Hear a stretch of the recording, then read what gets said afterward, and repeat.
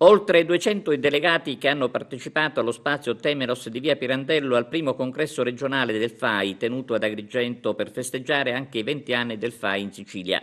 Presenti al convegno il presidente nazionale del FAI Andrea Carantini, il vicepresidente esecutivo Marco Magnifico e il presidente regionale Salvatrice Giampra Cucinella.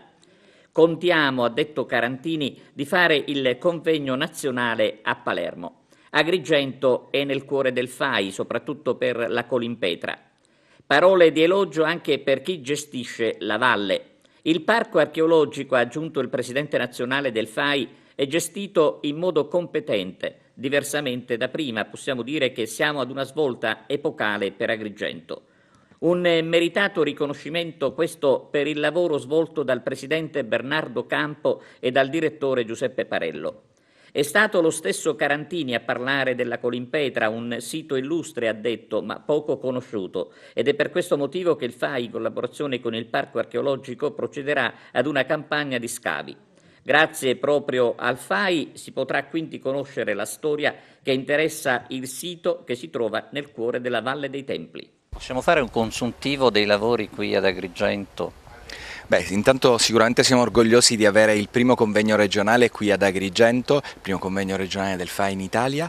Il consuntivo è sicuramente positivo perché ci sono 200 delegati a tutta la Sicilia e poi c'è tutto lo staff nazionale. Con lo staff nazionale, per esempio il presidente Carandini, abbiamo potuto fare un giro di Agrigento anche con il vicepresidente Marco Magnifico e sono rimasti davvero tutti molto soddisfatti. E quindi è inutile dire che anche noi siamo particolarmente soddisfatti di poter accogliere qui ad Agrigento un'esperienza così sicuramente nuova ma importante anche per fare conoscere la nostra bella città.